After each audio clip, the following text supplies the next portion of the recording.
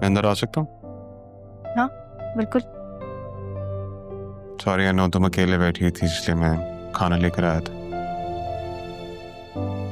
कोई बात नहीं, बाद में खा लेना। सब बाहर खाना खा रहे थे,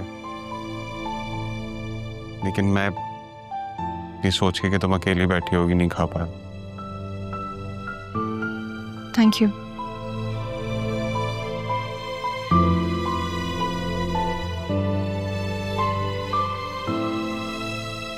दादा जान की खुशबू अब भी इस रूम में मौजूद है, जैसे वो हमें छोड़ के नहीं गए, बस किसी काम से बाहर गए, अभी वापस आ जाएंगे। लेकिन वो तो चले गए ना, मुझे छोड़ के। अकेला नहीं छोड़ के गए तुम्हें, ये ख्वाहिश तुम्हारे हवाले करके गई। हाँ तो उनकी ख्वाहिश थी, मेरी नहीं। तुम्हारी जगह कोई और लड़की होती तो खुशी खुशी मान जाती, जैसे कि बतूल पीछे पड़ गई है मेरे।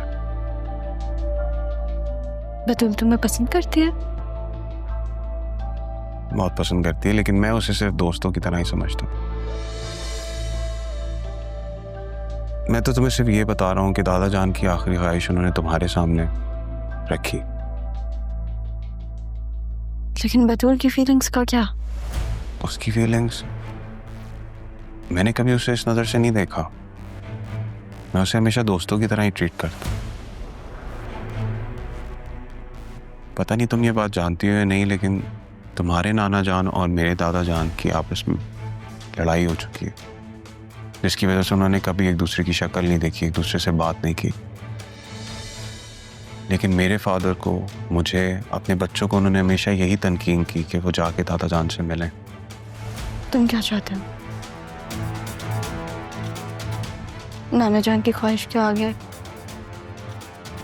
खुद को कुर्बान कर दूं? नहीं, मैं ये नहीं चाहता। मैं तो बस ये चाहता हूँ कि तुम अपने आप को इन तकलीफों से आजाद कर दो।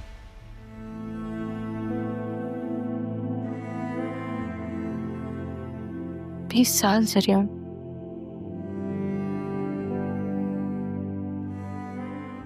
मेरी माँ नाना जान के केयर टेकर के तौर पे आई थी और मैं उनको पहचान नहीं सकी।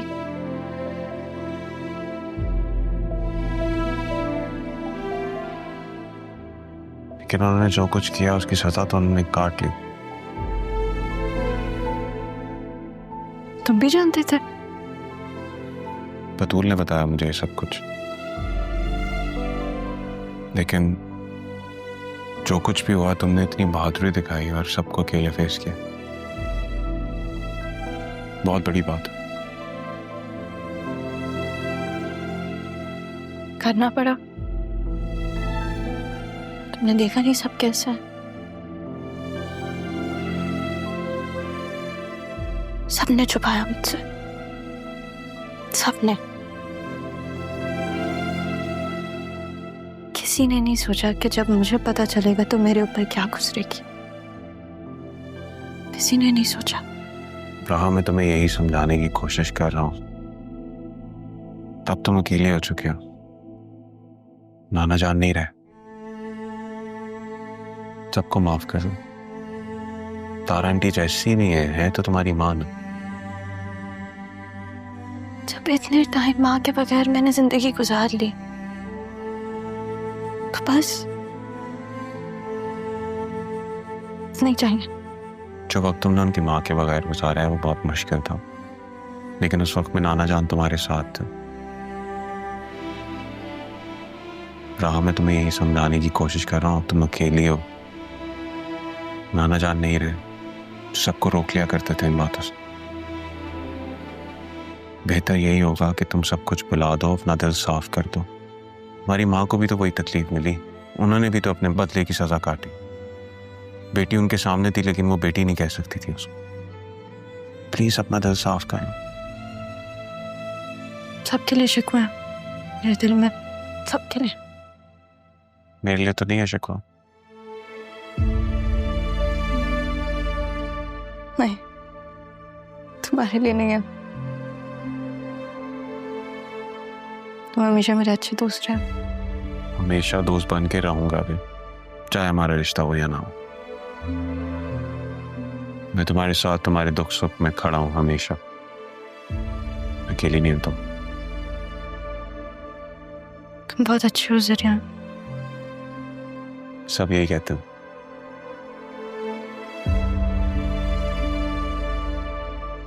ऐसे ही हंसते रहा करो, सब ठीक हो जाएगा। खाना खाओगे? हाँ। थोड़ा सा खा लो। मेरा मीठ। Thank you. मैं भी कुछ खा लेता हूँ जाके। मेरे साथ ही खा लो।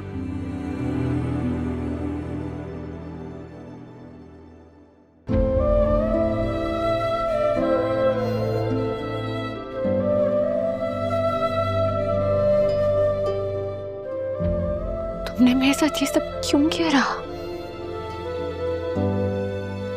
तुम तो मेरी सबसे अच्छी दोस्त थी ना। तो मैंने अपने दिल की हर बात कही थी, तुम सब जानती थी। फिर तुम मेरे साथ ऐसा सब कुछ कैसे कर सकते हो?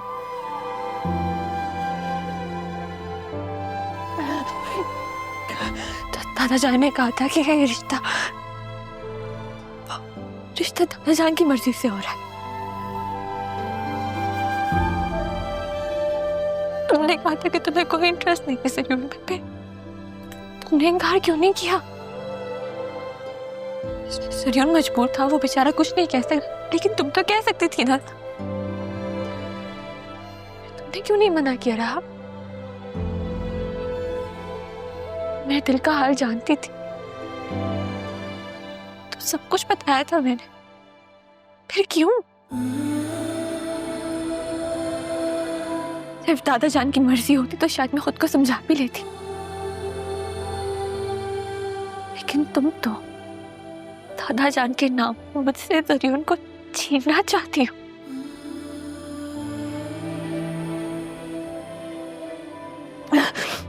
गलती तुम्हारी नहीं है, सारी गलती मेरी है, जो मैंने हमेशा तुम्हें अपने साथ रखा, खुद से बढ़कर तुमसे मोहब्बत की।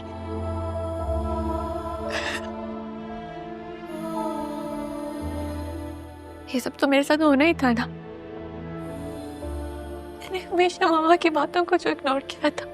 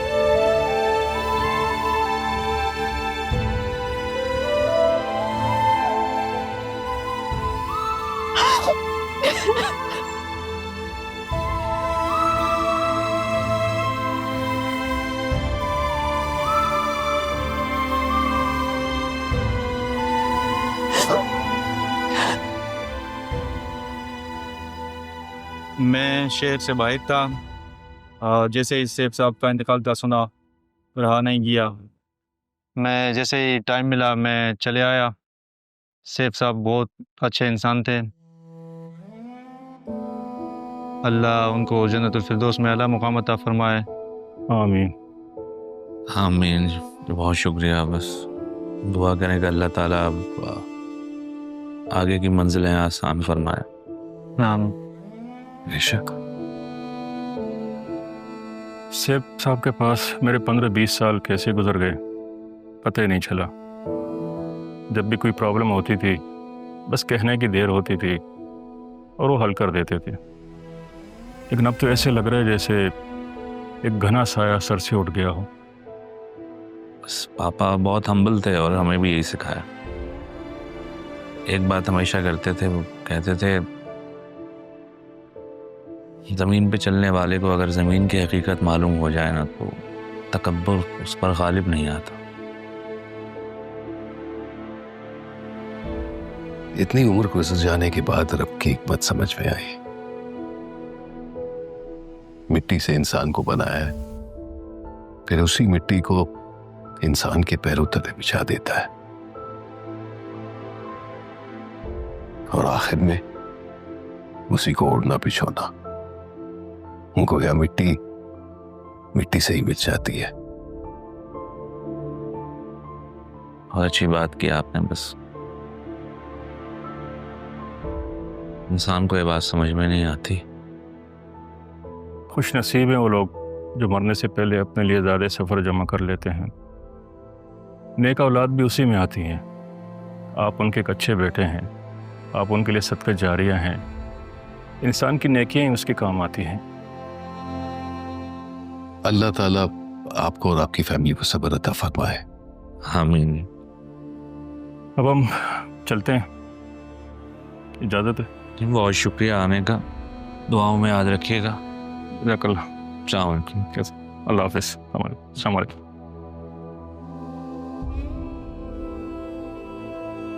आदिल साहब, आपकी इजाजत से मैं राह बेटी को भी ताज़ियत देना चाहता हूँ। जी बिल्कुल। वो नवासी थी पापा की, नवासी हैं। और मेरी बहन की बेटी। जी आइए मैं आपको मिलवाता हूँ। जी जी। प्लीज चलो चलिए। सच पूछें तो ज़ैनब, यहाँ आकर एक बार फिर मैंने आप सबको आजमाइश में डाल दिया। ऐसा क्यों सोच रही है तारा? ऐसा भी तो सोच सकती है ना कि अगर यहाँ नहीं आती तो बड़े साहब के साथ वक्त गुजारने का मौका कैसे मिलता, और फिर उनसे माफी कैसे ले पाती। ठीक कह रही हैं। बाद में होने वाले मलाल का कोई मतावा नहीं।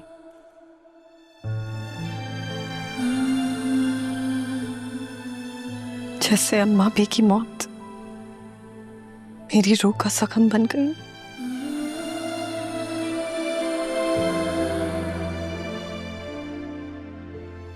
की कमी तो सारी जिंदगी आपको महसूस होगी,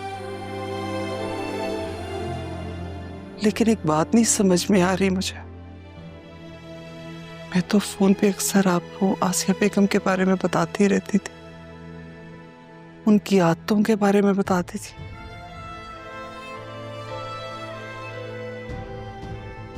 मुझे लगा कि आप ज़हनी तौर पे तैयार होंगी, फिर आपको उनकी बातों से इतना दुख क्यों होता? क्योंकि आपने कभी ये नहीं बताया कि उसका रवैया मेरे बेटी के साथ कैसा था। इसीलिए तो मैं आपको बारहा कहती रही कि आप वापस आ जाएं। राहा बीबी को आपकी जरूरत है।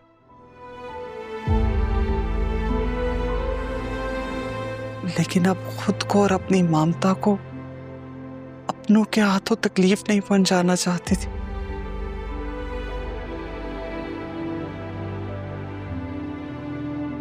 क्या आप ये सारे हालात देख के आपकी ममता को करार है?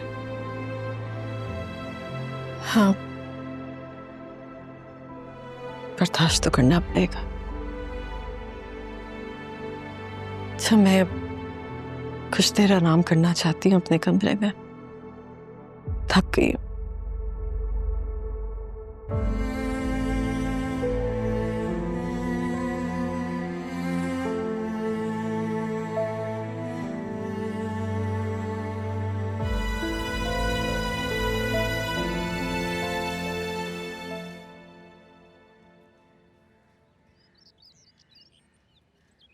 राहा, बेटा इधर आना।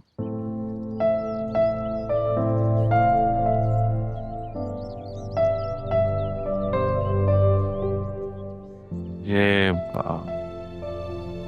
कबीर हैं, हमारे ऑफिस में होते हैं, ताज़ियत करना चाह रहे थे। आपके नाना, अल्लाह उन्हें जन्नत नसीब करे, माशाल्लाह बहुत अच्छे इंसान थे, कामयाब बिजनेसमैन थे, और आप तो उनका बेहतरीन असासा है।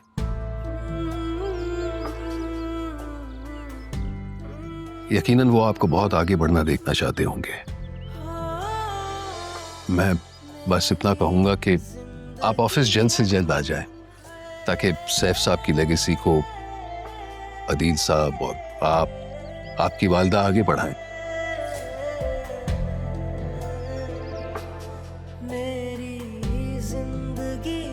मेरी कोई माँ नहीं है, कोई वालदा नहीं है मेरी।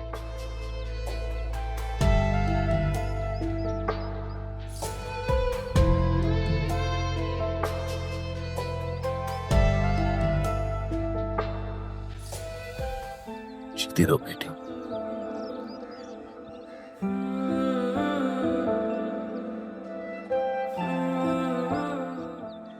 जी शुक्रिया, बहुत शुक्रिया कबीर साहब।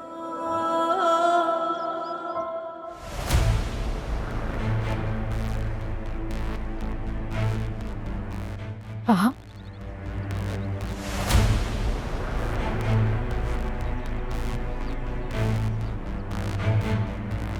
तारा,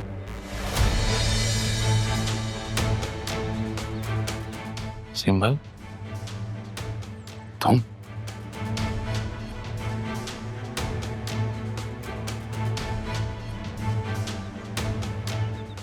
मैं सोच भी नहीं सकता, इस घर से जाते हुए जो चेहरा देखकर मैं गया था, आज 20 साल बाद वही चेहरा मेरा इस्तकबाल करे।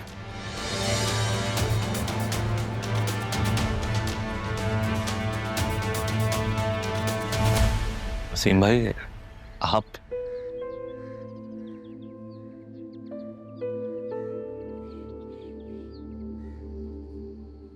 रहा बेटा, ये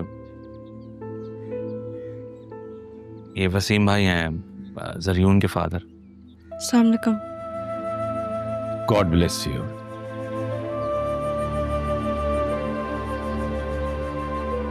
ताजान की जान होती थी तुम में,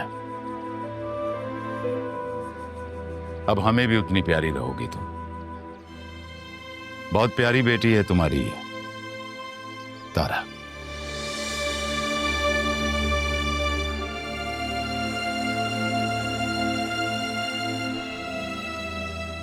वसीम भाई, आप अचानक ऐसे, आप अंदर आए ना प्लीज। हाँ, मैं तो अचानक आया। दाईजान हमें अचानक छोड़ के चले गए। मुझे दाईजान से मिलना है, फिर मैं अंदर आऊंगा। चलो कब्रिस्तान चलते हैं। मामू जान,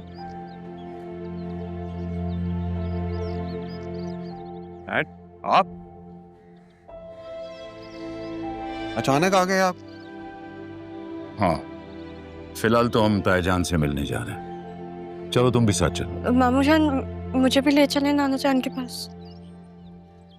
बेटा, ख़वातीन का कब्रिस्तान जाना मना तो नहीं है, मगर एहतियात करनी चाहिए। तुम नाना जान के लिए घर में ही रहकर दुआ करो, ठीक है? अदील ठीक कह रहे बेटा, तुम घर पे रुक के अपनी माँ का ख्याल रखो।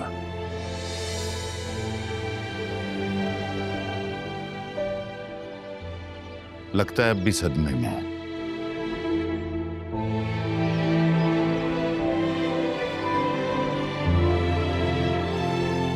चलो चलते हैं। ठीक है, आप ही माँ तो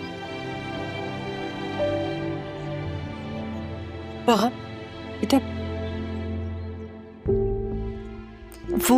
वो जो शख्स पहले आए हुए थे ना, वसीम से पहले, वो कौन थे? नाना जान के ऑफिस में काम करते हैं, सुपरवाइजर है। उनका नाम क्या है?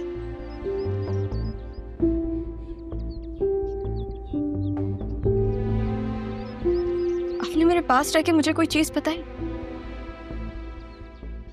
तो मैं आपको अनजान लोगों के बारे में क्यों बताऊं? ना क्या करें मुझसे बात,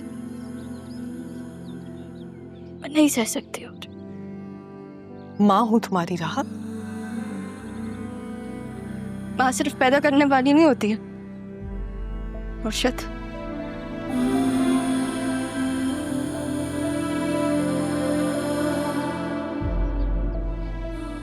हाँ मैं समझ सकती हूँ, सिर्फ पैदा करने वाली माँ नहीं होती, लेकिन मैंने कुछ महीने से तुम्हें अपने साथ लगा कर रखा है। पैदा करते ही तो नहीं छोड़ दिया था तुम्हें। काश तुम समझ सको। बस कर दो ना वो तुम। कब तक दादा के जाने का शोक मनाती रहोगी? कब तक खुद को कमरे में बंद रखोगी? तो फिर दादू को गए दिन ही कितने हुए मामा? और आपकी बातों से तो लगता है जैसे आपको उनके जाने का दुख ही नहीं है। ऐसी बात नहीं है बेटा, मुझे भी दुख है, मगर क्या करें, मरने वाले के साथ मरा तो नहीं चाहता ना। जिंदगी है, उसे जीना तो चाहिए इंसान को। सिर्फ मेरे दादा जान नहीं थे, मेरे दोस्त भी थे।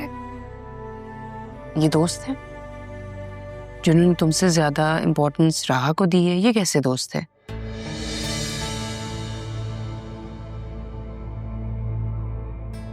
मेरे तो माँ बाप दोनों है ना, और आप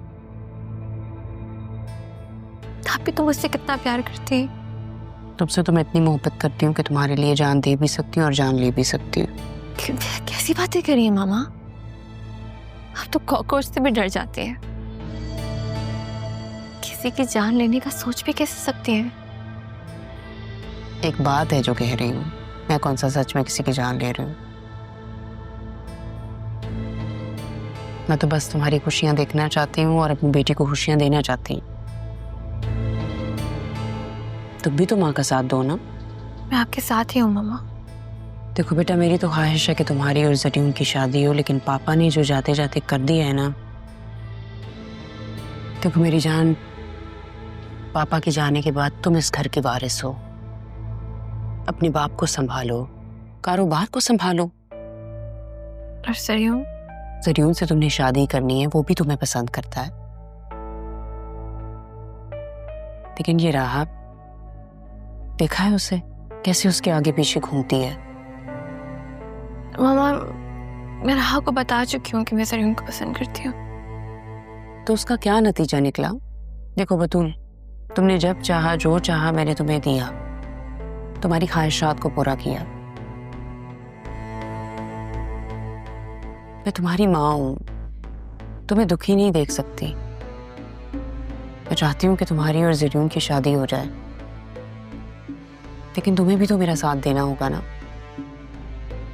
तुम्हें हिम्मत करके अपनी मोहब्बत को हासिल करना होगा, वरना हर बार की तरह वो इस बार भी बाजी ले जाएगी। मैं तुम्हें दुखी नहीं देख सकती। मामा, मुझे आपकी मोहब्बत पे जरा बराबर भी शक नहीं है, लेकिन प्लीज प्लीज मुझे थोड़ा वक्त दीजिए। मैं बात करती हूँ ना राहा से। ठीक है, मैं तुम्हारी बात मान लेती हूँ, तुम ले लो वक्त, लेकिन अगर तुमसे कुछ ना हुआ तो फिर मुझे ही कुछ न कुछ करना पड़ेगा। बस एक बात याद रखना, तुम्हारी माँ हमेशा तुम्हारे साथ है।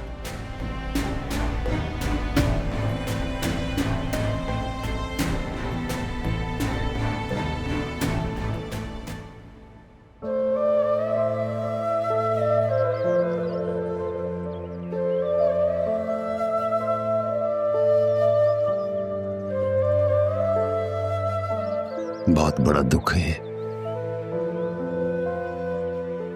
मेरे बाबा जब मुझे छोड़ के गए थे, उस वक्त कोई भी नहीं था मेरे कांधे पे हाथ रखने वाला।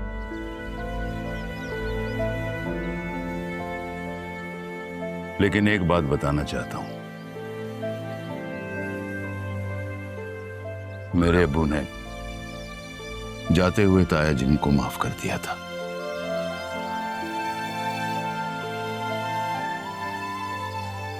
दोनों भाइयों ने मरते दम तक एक दूसरे का चेहरा नहीं देखा।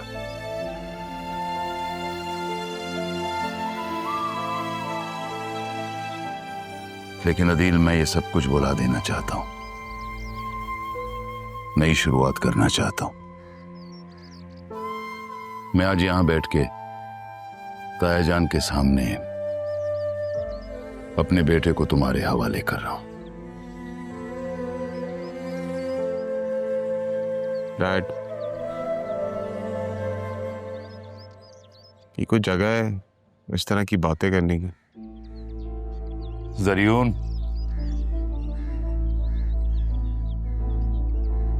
अदील भाई है मेरे। मुझे मलाल है कि मैं ताया जान से नहीं मिल सका, लेकिन ये मलाल मैं दिल में नहीं रखना चाहता कि मैं उनकी आखिरी ख्वाहिश भी ना पूरी कर सकूं। आप सही कह रहे हैं वसीम भाई, मैं आपके साथ हूं। चलो चलो बेटा, चलो।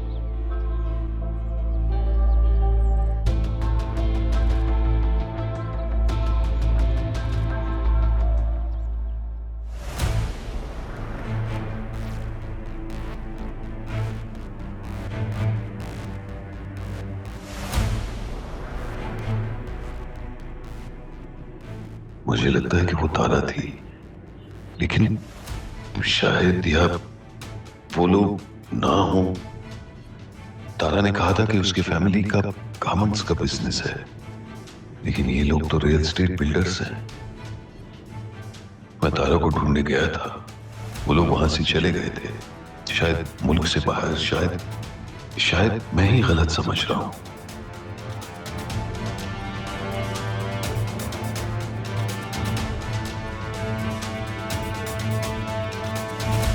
अस्सलाम वालेकुम। वालेकुम वसीम भाई। वालेकुम सलाम। आइए। आप इधर उधर क्या देख रहे हैं? वो जब मैं आया था तो तारा से मुलाकात हुई थी, नजर नहीं आ रही वो आप ही की तबीयत ठीक नहीं है वसीम भाई, वो आराम कर रही हैं। आप आइए ना, आप बैठिए प्लीज।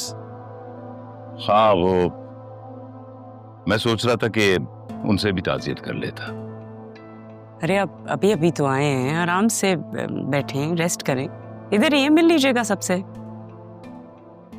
अस्सलाम वालेकुम। अदील, ये तुम्हारी बेटी है?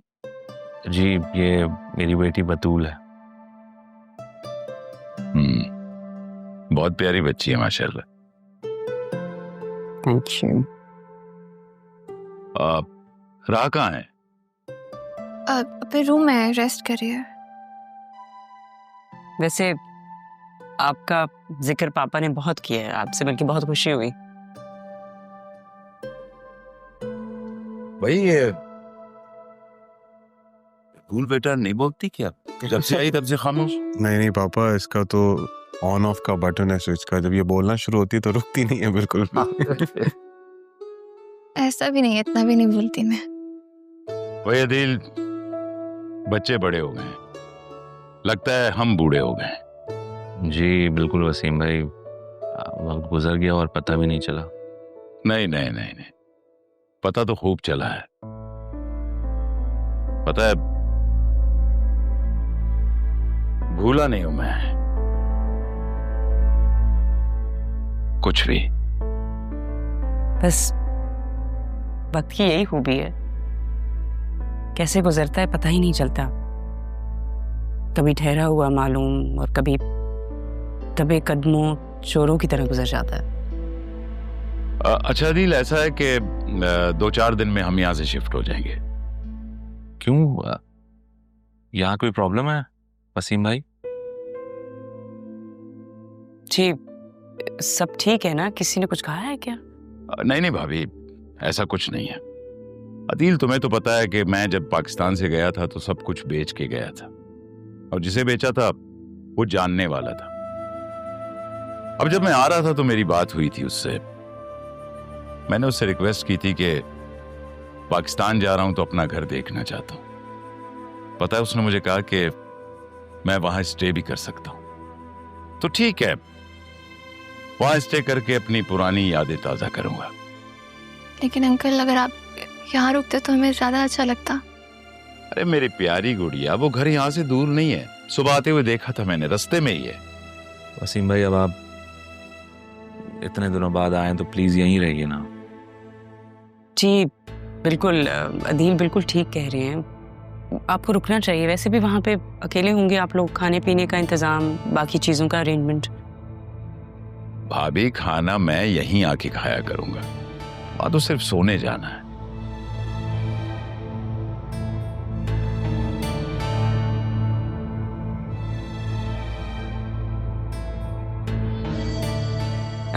एक्सक्यूज मी प्लीज, मैं आती हूँ। हदील, जी वसीम भाई। मैं भाभी के सामने कह नहीं सका। यहां से जाने की वजह तुम अच्छी तरह जानते हो। अब एक बार फिर इस घर से ससुराली रिश्ता बनने जा रहा है, तो मैं चाहता हूं कि घर से घर में बारात ना आए। मैं बाकायदा तौर पे बारात लेके आना चाहता हूं। जी मुनासिब, बस अगर कुछ दिन ठहर जाएं फिर बात कर लेते हैं। ठीक है।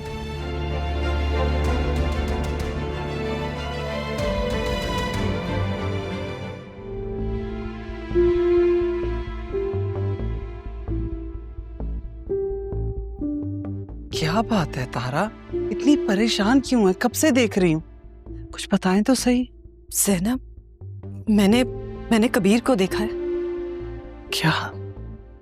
ये कैसे हो सकता है? वो यहाँ कैसे आ सकता है? सिर्फ वो ही नहीं, अब तो वसीम भी आ गया यहाँ पर, और वो कबीर ही था। कबीर पापा के ऑफिस में काम कर रहा है। उसने आपको देखा? नहीं, लेकिन मुझे लगता है अब मुझे ना यहाँ से जाना चाहिए। नहीं तारा, आप क्यों यहाँ से जाएंगी? आपको घबराने की जरूरत नहीं है, ये घर आपका है और सब जानते हैं इस बारे में।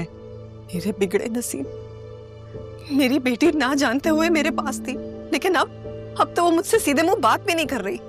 तारा, वो बच्ची है, आप राह के बारे में तो सोचें। सारी जिंदगी उसके सर पे माँ बाप नहीं रहे, और अब जब माँ मिली है वो भी इन हालात में। माँ मिल गई है, लेकिन ये बाप उसकी जिंदगी में क्यों आ गया? जिस बाप ने उसकी शक्ल देखना गवारा नहीं किया, आज वो उसके सर पे हाथ रख रहा है। क्यों? तारा, ऐसा भी तो हो सकता है ये एक महज इत्तेफाक हो, वो जानता ही ना हो राह के बारे में। लेकिन मैं तो जान गई हूं ना, अगर ये बात कहीं खुल गई तो। आपके पास अपना निकाहनामा है?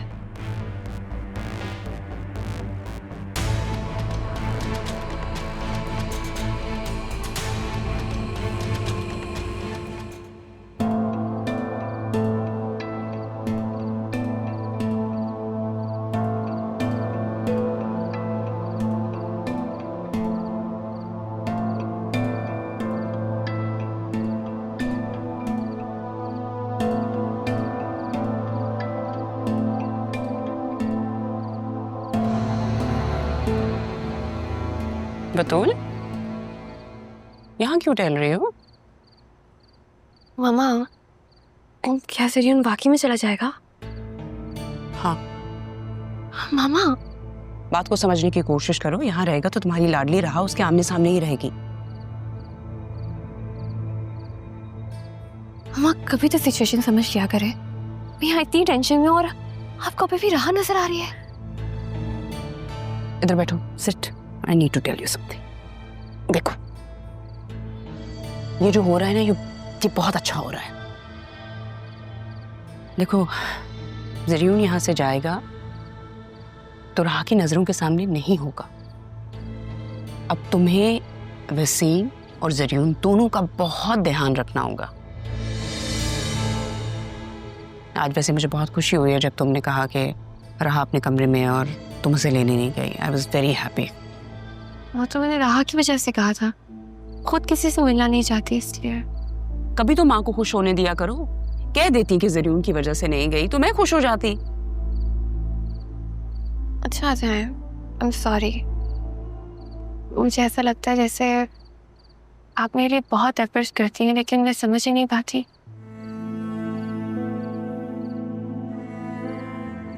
शुक्र है तुम्हें एहसास तो हुआ कि मैं तुम्हारे लिए एफर्ट्स करती हूँ। अब जब ये एहसास हो ही गया ना, तो क्यों नहीं करे। मेरी उनसे शादी करनी है कि नहीं? करनी है? Then you should listen to me. Thank you. क्या करूं? एक तरफ दोस्ती है और एक तरफ पहली मोहब्बत। रहा कहाँ फंसा दिया यार। काश तुम दादाजान को कह देती तो मुझे ये फैसला ना लेना पड़ता। जो आपको ठीक लगे मामा, मैं आपके साथ हूँ।